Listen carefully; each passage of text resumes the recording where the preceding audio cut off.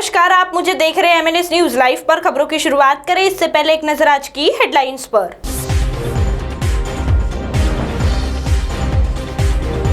बंगाल में हुए हिंसा पर देवेंद्र फडणवीस और बावनकुळे ने नागपुर शहर में विरोध प्रदर्शन किया।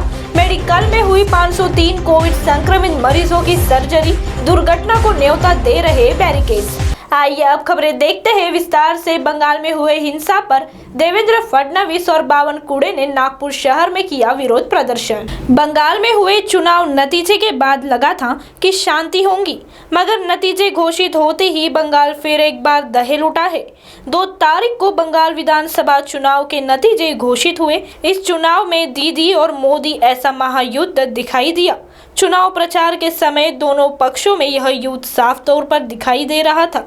लग रहा था कि चुनाव के नतीजे के बाद यह युद्ध थम जाएगा, मगर ऐसा हुआ नहीं। नतीजे के बाद बंगाल भड़क उठा, फिर दंगल जैसी परिस्थिति निर्माण हुई। इस दंगल में भाजपा के कुछ कार्यकर्ताओं की मौत भी हुई। बंगाल में इस मामले को लेकर भाजपा की ओर से बुधवार को पूरे देश में आंदोलन किया गया। बुधवार को शांति आंदोलन किया गया। नागपुर शहर में भी पूर्व मुख्यमंत्री देवेंद्र फडणवीस और पूर्व पालक मंत्री चंद्रशेखर बावनकुळे ने अध्यक्षता में भाजपा कार्यालय के सामने आंदोलन किया गया। ज्या प्रकारे निवडणुकीच्या निकालानंतर भारतीय जनता पक्षाच्या कार्यकर्त्यांना अक्षरशः मारून टाकण्यात आलं, त्यांचे खून करण्यात आले, घरं जाळण्यात आले, महिलांवर अत्याचार झाले, म्हणजे अशी परिस्थिती मुघलांच्या राज्यात पाहायला मिळायची, तीच परिस्थिती स्वतंत्र भारतामध्ये भारताचं घटक राज्य असलेल्या पश्चिम बंगालमध्ये त्या ठिकाणी पाहायला मिळाली। आणि विशेषतः ज्या प्रकारे त्याला तिथल्या नव्या राज्यकर्त्याचं समर्थन आपल्याला पाहायला मिळालं, हे अत्यंत या लोकशाहीला काळीमा फासणारं त्या ठिकाणी आहे। आणि भारतीय जनता पक्षाचे कार्यकर्ते ज्या प्रकारे त्या ठिकाणी मारले जात आहेत, त्यांच्या पाठीशी भारत उभा आहे हे सांगण्याकरता आज आमचं आंदोलन या ठिकाणी आहे। आमचे शहर अध्यक्ष प्रवीण दटके, चंद्रशेखर बावनकुळे आणि आमच्या सर्व नागपुरातल्या नेत्यांनी वेगवेगळ्या ठिकाणी हे आंदोलन केलं आहे। हे आंदोलन जरी सांकेतिक असलं तरी लोकशाहीचा जो खून चाललेला आहे त्याच्या विरोधात उभा भारतीय जनता पक्षाच्या बंगालच्या कार्यकर्त्यांच्या पाठीशी उभा झाला आहे। मला एका गोष्टीचं आश्चर्य वाटतं, हे सगळे तथाकथित पुरोगामी आणि मुद्दाम बोलतो, केवळ नेते नाही तर स्वतःला पत्रकार बनवणारे पुरोगामी हे सगळे चूप का आहेत?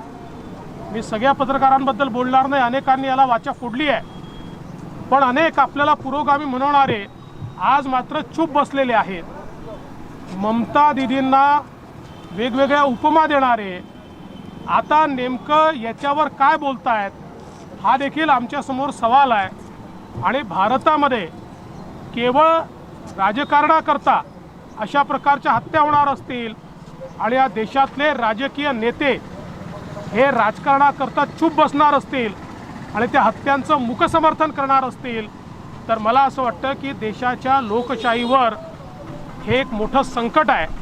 आणि म्हणून भारतीय जनता पक्षाच्या एकेका कार्यकर्त्याच्या पाठीशी आम्ही उभे आहोत। महाराष्ट्र भारतीय जनता पार्टी आणि नागपूर महानगर भारतीय जनता पार्टीकडनं कोरोनाच्या संक्रमणामधील सर्व नियमाचं पालन करून या ठिकाणी आम्ही आंदोलन करतो आहेत। पश्चिम बंगालमध्ये ममता बॅनर्जी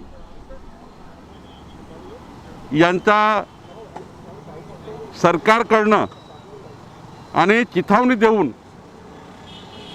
नियोजनबद्ध पद्धतीने तिथल्या पोलीस यंत्रणेला सोबत घेऊन भारतीय जनता पार्टीच्या कार्यकर्त्यावर अन्याय अत्याचार, महिला कार्यकर्त्यावर अत्याचार होतो आहे। ज्याप्रमाणे इंग्रज आणि मोगल सत्तेचा वापर करून महिला आणि लोकांना जिवंत मारायचे, अत्याचार करायचे, त्याच पद्धतीनं अत्याचार हा सुरू आहे आणि याच्या निषेधार्थ आम्ही आज तो वही दूसरी ओर मेडिकल में हुई 503 कोविड संक्रमित मरीजों की सर्जरी। शहर के शासकीय चिकित्सा महाविद्यालय के पिछले एक वर्ष में 503 कोविड संक्रमित मरीजों की सफलतापूर्वक सर्जरी की गई। कोविड संक्रमितों की सर्जरी का यह आंकड़ा मेडिकल के डॉक्टरों की न सिर्फ बड़ी उपलब्धि है, बल्कि कठिन हालात में लोगों की जान बचाने के लिए की गई एक बेहतरीन कोशिश भी है। संक्रमित मरीजों की सर्जरी के दौरान डॉक्टरों और चिकित्सा स्टाफ को खुद के संक्रमित हो जाने का खतरा बहुत ज्यादा होता है। इस विकट स्थिति में भी डॉक्टर घंटों पीपीई किट पहनकर ऑपरेशन थिएटर में डटे रहते हैं।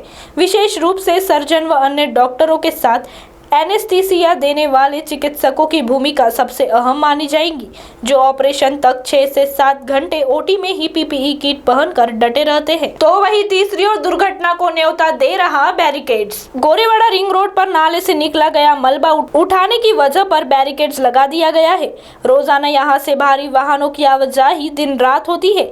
ऐसे में कोई बड़ी दुर्घटना होने की आशंका बनी रहती है। अब आप हमारे चैनल को ऐप पर भी देख सकते हैं। प्ले स्टोर में जाकर MNS हिंदी लिखिए और ऐप डाउनलोड कीजिए। साथ ही साथ आप हमारे फेसबुक पेज को भी लाइक कर सकते हैं और उन पर भी खबरें देख सकते हैं।